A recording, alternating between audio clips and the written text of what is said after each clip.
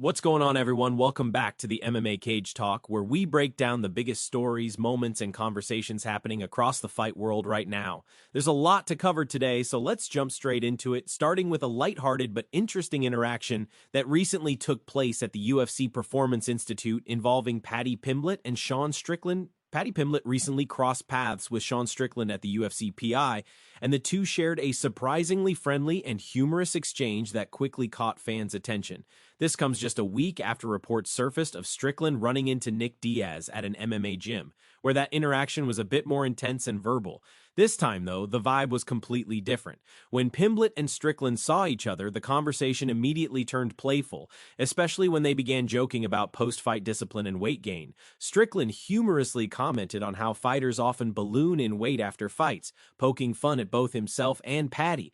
Pimblett admitted that after sparring, he had dropped a significant amount of weight, joking about how undisciplined fighters can be once competition pressure eases. Strickland chimed in with similar remarks, laughing about losing 20 to 30 pounds and acknowledging how tough it is to stay consistent with diet and training year-round. Despite Strickland's reputation for being abrasive and outspoken, the interaction was surprisingly wholesome. He even praised Pimblett's personal life, mentioning how watching Paddy with his kids makes him happy.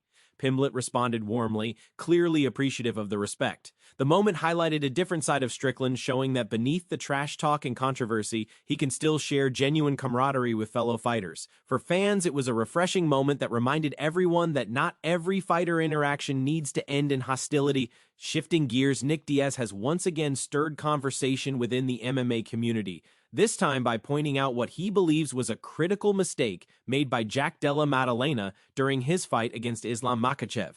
Diaz, who recently returned home and resumed training at the gym, was seen teaching bottom escapes alongside Jake Shields. During the session, Diaz began breaking down the fight, focusing on Della Maddalena's inability to escape from bottom position. Nick didn't sugarcoat his assessment, emphasizing that regardless of toughness or heart, a fighter must understand the fundamentals of leverage and positioning. Diaz explained that Islam Makhachev isn't the type of fighter who rushes to finish. Instead, he methodically controls opponents, slowly breaking them down. According to Nick, the real issue wasn't Islam's dominance, but the fact that Della Maddalena failed to adjust or address why he was being controlled for so long. Diaz expressed frustration watching 5 rounds of a title fight where the same mistakes were repeated without correction. He emphasized that a black belt will always exploit technical gaps, and without proper understanding of leverage, knee positioning, and systematic escapes, a fighter is essentially stuck. His comments sparked debate, but many fans appreciated the technical insight from a veteran who has spent decades on the mats. Another topic gaining traction is the growing discussion around Khamzat Chimaev potentially facing Alex Pereira at light heavyweight. Khamzat has made it clear that he's open to the matchup, even calling for the fight to take place on the rumored White House card. Henry Cejudo weighed in on the idea during a recent discussion, suggesting that stylistically, the fight heavily favors Chimaev. While Cejudo acknowledged that Chimaev should defend his middleweight title first, he believes that once that happens, a move up to light heavyweight could be extremely successful. Cejudo explained that Chimaev's grappling, top control and intensity would pose serious problems for Pereira. He pointed out that Chimaev is physically massive, standing around the same height as Pereira, and possesses freakish strength. According to Cejudo, Chimaev would be smart enough to avoid a prolonged striking battle and instead rely on wrestling and pressure. He even mentioned conversations with John Jones, who reportedly echoed similar sentiments about Chimaev's strength and physical presence. While the matchup seems intriguing, logistical hurdles remain. Pereira has his own plans, including potential fights with John Jones, and Chimaev still has obligations at middleweight. For now, it remains a fascinating what-if scenario. Meanwhile, Khamzat Chimaev has also made headlines for voicing frustration about finding opponents. In a recently shared video, Chimaev jokingly complained that nobody wants to fight him, asking what he's supposed to do next. While the comment was lighthearted, it reflects an ongoing issue for dominant fighters who intimidate much of the division. When a fighter builds a reputation for overwhelming opponents, matchmaking becomes increasingly difficult as contenders weigh risk versus reward. The rumored UFC White House card has sparked endless speculation, particularly around which fighters will be allowed to compete. Recent comments suggest that Russian fighters may not be permitted on the card, a revelation that would drastically alter matchmaking possibilities.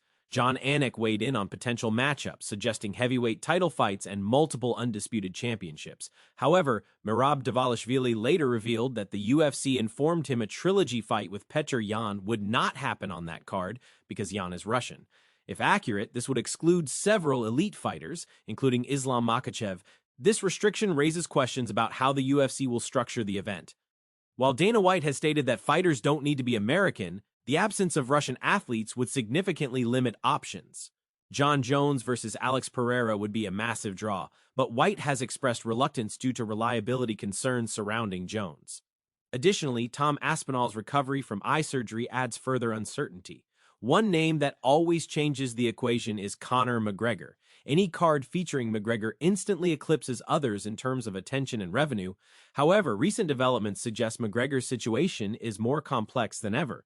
Dana White has publicly shut down the idea of McGregor fighting Michael Chandler, noting that the matchup has been discussed for years without progress. Chael Sonnen added another layer, suggesting that if McGregor were to return, it wouldn't be for a novelty fight. According to Sonnen, the UFC would want someone who could provide long-term value, which rules out fighters like Nate Diaz or Jorge Masvidal. Sonnen even speculated that McGregor may be fully retired, though he acknowledged that nothing is ever certain, with Conor fueling even more speculation. McGregor recently claimed during a live stream that his UFC contract is effectively void due to the organization's new deal with Paramount, which reportedly eliminates traditional pay-per-view structures. McGregor explained that his contract was heavily tied to pay-per-view points, and with that model changing, he believes he's due for renegotiation. He stated that he plans to enter talks with the UFC in February and is very interested in being part of the White House event.